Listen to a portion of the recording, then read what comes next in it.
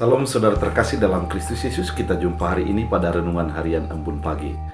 Dan mari kita mendengarkan firman Tuhan yang akan menuntun kita, mengarahkan kita, dan menguatkan kita untuk tetap percaya kepada Yesus Kristus. Oleh karena itu, sebelum kita mendengarkan firman Tuhan pada awal pekan ini, kita bersatu dalam doa. Damai sejahtera Allah yang melampaui segala akal dan pikiran, itulah yang memelihara hati dan pikiranmu dalam Kristus Yesus. Amin. Firman Tuhan untuk kita dari 2 Timotius 1 ayat 9 dalam bahasa Batak Angkola dikatakan, di palua debata do hita jana di pihonia harani nagiot benonia hita gabe halaknia sendiri. Nada mardida tu akka karejo tai di bayan debata, tapi marguru tu sakap nia sendiri doi do denggan ni rohania. Taran so dijadihon do peportibion madung songoni hian denggan ni rohania adup hita marhite Kristus Yesus.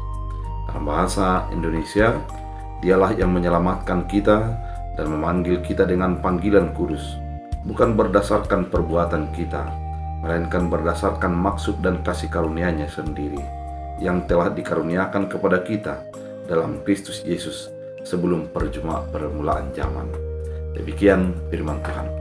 Saudara terkasih di dalam Kristus Yesus, kalau ada orang bertanya, apa tandanya bahwa kita sudah menjadi milik Allah?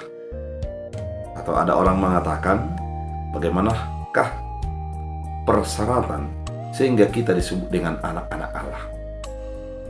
Persyaratannya adalah ketika kita percaya kepada Kristus Yesus. Kalau kita melihat daripada perbuatan kita, pasti kita tidak layak untuk menjadi anak Allah. Kalau kita melihat kepada apa yang menjadi latar belakang kita, pasti kita tidak layak untuk menjadi pengikut Kristus Yesus.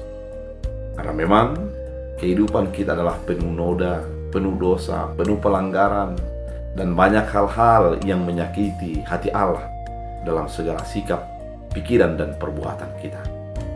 Namun ada satu hal yang pasti bagi kita, di dalam keberadaan yang demikianlah kita ditebus oleh Kristus Yesus. Di dalam keterbatasan dan ketidakberdayaan itulah Yesus Kristus menganugerahkan keselamatan bagi kita sehingga kita menjadi milik kepunyaannya. Dia yang menyelamatkan kita, bukan oleh karena perbuatan kita, bukan oleh karena kepandaian kita, tapi semata-mata oleh karena kasih karunia, oleh karena Allah yang memilih dan menetapkan kita.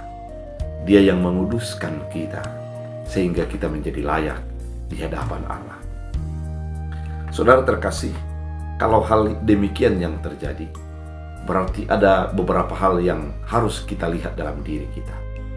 Jangan pernah menganggap atau menyombongkan diri terhadap kekudusan yang kita lakukan.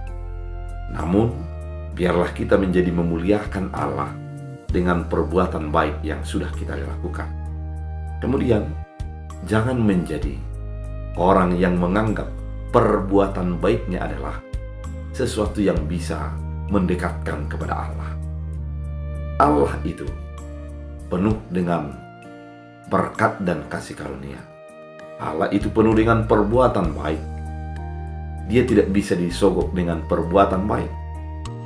Tuhan tidak bisa disogok dengan apa yang engkau lakukan kepada orang lain.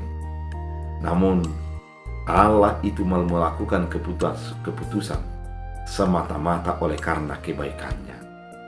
Oleh karena itu, kita sebagai orang percaya, mari hidup di dalam iman kepada kekudusan yang diberikan Allah.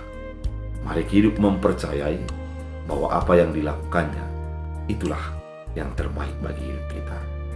Oleh karena itu, saudara terkasih, biarlah firman ini menjadi berakar berbuah, bertumbuh dalam hidup kita. Kita berdoa. Terima kasih Tuhan atas firman yang Kau nyatakan. Biarlah kehidupan kami tetap mengandalkan Tuhan.